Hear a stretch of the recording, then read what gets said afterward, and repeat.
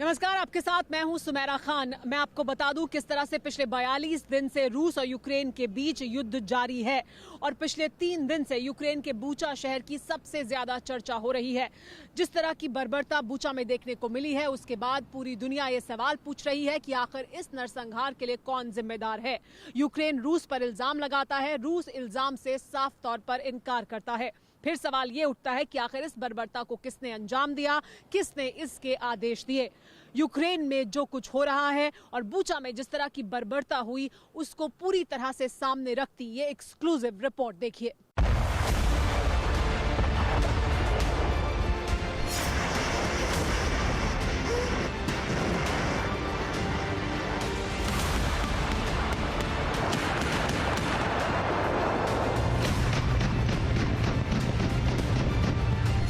धमाकों से गूंजता आसमान, खंडर होते शहर,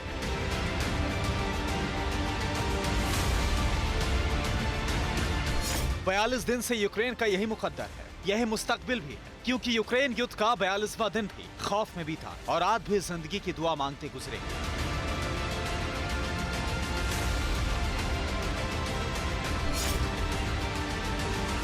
क्योंकि पुतिन का प्रण है, जब तक ज़ेलेंस्की की जिद खत्म नहीं हो जाती है, तब तक भीषण रण है।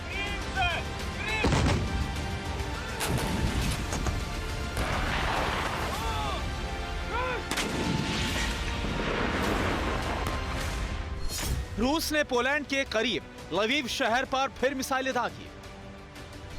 निप्रो शहर में यूक्रेनी फौज के तेल डिपो को तबाह कर दिया। मारियुपोल और चेर्निहिव में भी रूस ने जबरदस्त अटैक किया। मिसाइल हमले में यूक्रेन के 2 और सैनिक ठिकाने तबाह हो गए।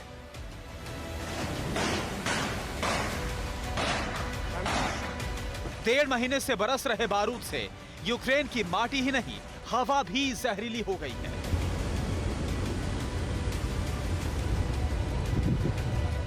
शहरों के नाम पर सुनसान बियावान खंडर बचे हैं।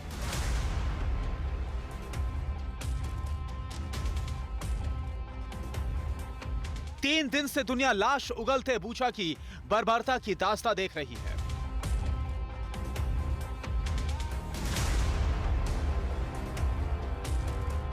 ये केंद्र था एक जमाने में बूचा की जिंदगी का, लोगों का, और यहाँ अब क्या हालत है वो आप साफ तौर पर देख सकते हैं। और यही बयां करता है दरअसल एपिसेंटर मॉल जिस तरह से जलकर राख हुआ है, बयां करता है दरअसल कि बूचा में क्या कुछ हुआ है, किस तरह से लोगों की जिंदगी एक दिन में, जब यहाँ रूसी सैनिक पहुंचे उसके बाद पूरी तरह से बदल गई।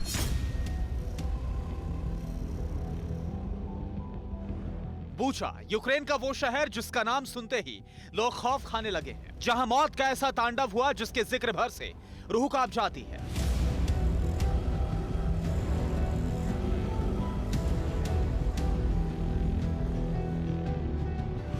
जिसका जर्रा जर्रा बर्बादी की गवाही दे रहा है। ये चौक चौराहे जहां जिंदगी खिलखिलाती थी, अब लाशें उगल रही है।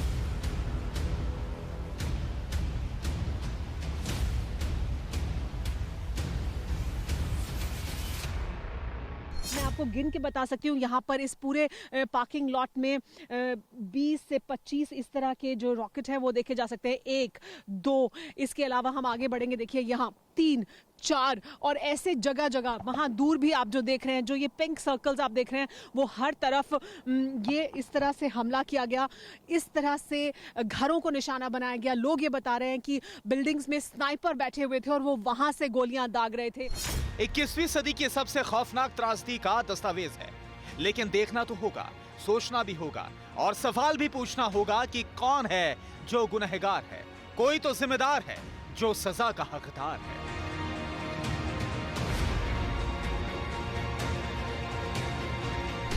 क्या प्रेसिडेंट पुतिन, जिन्होंने यूक्रेन को समझाया, मनाया और फिर बेतहाशा बारूद बरसाया, या फिर ज़ेलेंस्की, जिनकी जिद ने एक जिंदा शहर को मुर्दा घर में तब्दील कर दिया?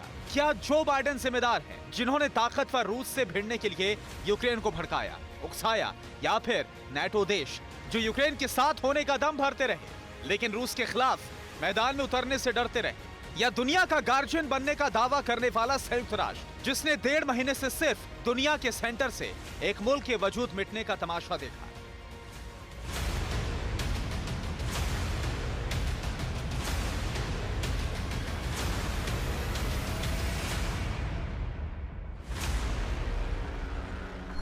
आगे भी यही होने वाला है। रूस हमला करता रहेगा, यूक्रेन कराहता रहेगा।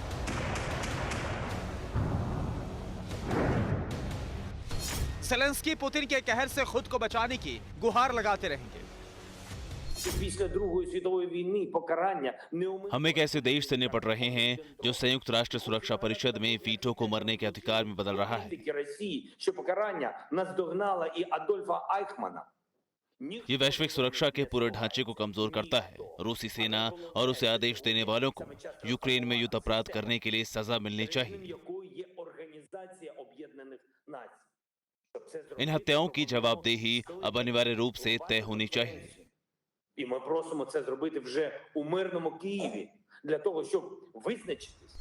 ज़ेलेंस्की उसी यूएनएससी में बोल रहे थे जो यूक्रेन की बर्बादी का तमाशा देख रहा है। इसलिए अमेरिका समेत तमाम ताकतवर देशों को आईना दिखाते हुए खरी खरी सुनाई। 1.5 महीने के दौरान ज़ेलेंस्की दुनिया के हर मंच पर गुहार लगा चुके हैं, लेकिन रूस से युद्ध के मैदान में भिड़ने का माद्दा लिए कोई भी देश सामने नहीं आया है। ऐसे में सवाल लाजमी है कि रूस और यूक्रेन का युद्ध कब तक चलने वाला है? क्या अमेरिका और नेटो सिर्फ तमाशबीन बने रहेंगे? क्या पुतिन को रोकने वाला दुनिया में कोई नहीं है? सवाल यह भी कि जब यूक्रेन के साथ कोई नहीं है तो 42 दिन बाद भी रूस यूक्रेन पर पूरी तरह कब्जा कर पाने में क्यों नाकाम रहा? यूक्रेन के पास वो कौन सा हथियार है जिससे यूक्रेन के शहर रूसी टैंकों का कब्रिस्तान बनते जा रहे हैं?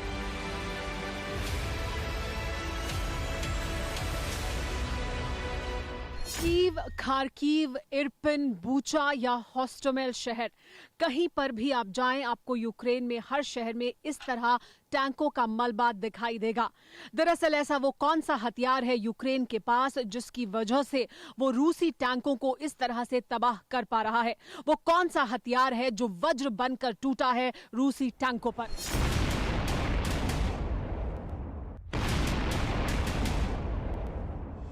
ना शोर हुआ, ना खबर लगी, ना जमीन को छुआ, लेकिन पलक झपकते ही रूस का टैंक धुआं धुआं। वो छिपकर हमला करता है, रिमोट से चलता है, लेकिन बिल्कुल सटीक निशाना लगाता है।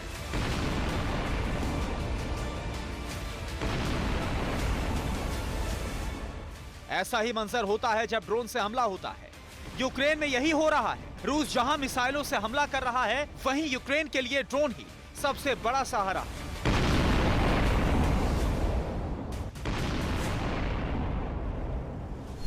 सवाल यह है कि यूक्रेन के पास ये ड्रोन कहां से आए? जवाब है अमेरिका।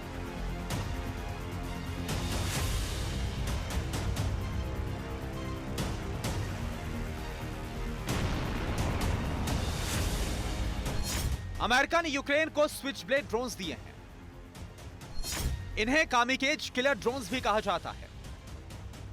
अमेरिका का ये ड्रोन बेहद घातक हथियार है जो तब तक टारगेट को ढूंढता है जब तक सटीक तौर पर और वक्त पर हमला करने की हालत में ना आ जाए।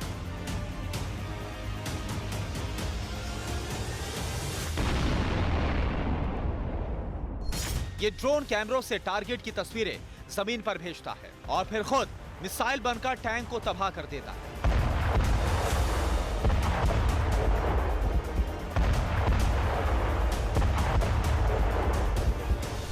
स्विच ब्लेड ड्रोन की रेंज 20 मील से ज्यादा होती है।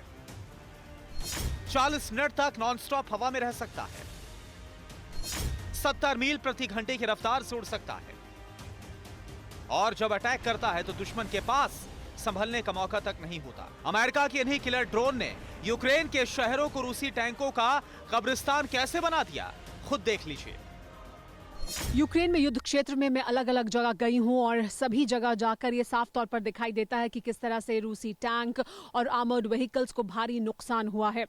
इसमें देखकर ऐसा लगता है कि या तो मिसाइल का इस्तेमाल किया गया है या फिर सुसाइडल ड्रोन का इस्तेमाल किया गया है।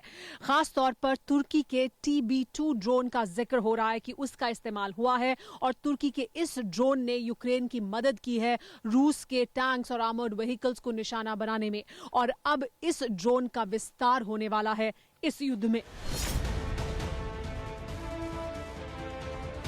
जिन टैंकों पर रूस फख्र करता था, खुद मुख्तारी का दावा करता था, उन्हीं ताकतवर टैंकों को यूक्रेनी फुर्सत से निशाना लेकर उड़ा रहे हैं।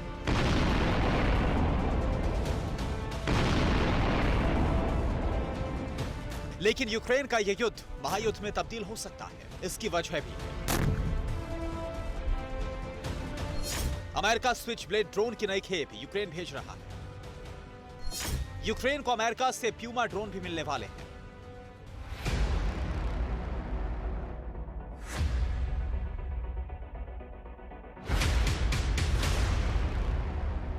प्यूमा अमेरिका का सबसे घातक ड्रोन माना जाता है। खास बात यह है कि सेंसर लगे होने की वजह से यह ड्रोन खुद अपने टारगेट को ढूंढकर हमला करता है।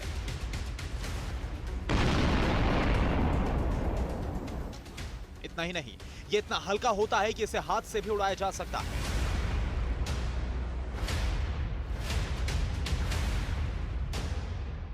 साफ है कि अमेरिका ने यूक्रेन युद्ध की आग में घी डालने का काम कर दिया है। इसलिए विश्व युद्ध की आशंका बड़ा आकार ले चुकी है।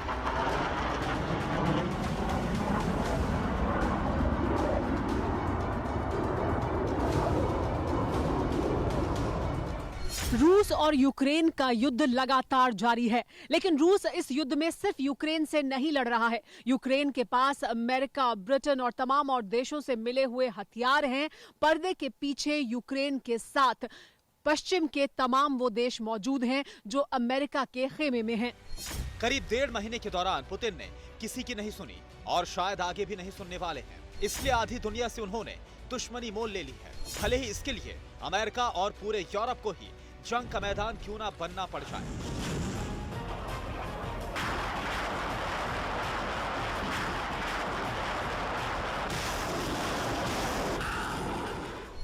अमेरिका को तो एहसास भी हो चुका है कि विश्व युद्ध का खतरा सिर पर है। अमेरिका के ज्वाइंट चीफ मार्क मिले ने तो यह भी कह दिया है कि वर्ल्ड वॉर करीब है। पहले के मुकाबले दुनिया ज्यादा अस्थिर होती जा रही है, जहां अंतर्राष्ट्रीय स्तर पर संघर्ष के आसार घटने के बजाय बढ़ रहे हैं। अमेरिकन आर्मी के सबसे बड़े अफसर ने जो कहा वही सच्चाई भी है। प्रमाण ये तस्वीरें हैं। टैंकों से लदी ये ट्रेन चेक रिपब्लिक से यूक्रेन पहुंची है। खास बात यह है कि पहली बार रूस के खिलाफ चेक ने यूक्रेन के मैदान में परोक्ष रूप से एंट्री कर ली है।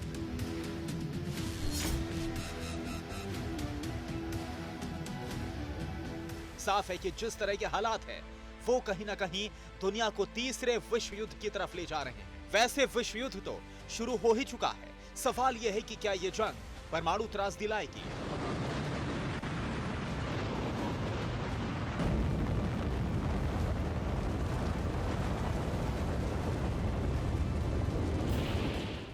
फिक्र आपकी, सोमवार से शुक्रवार रात 9 बजे सिर्फ TV9 भारतवर्ष पर।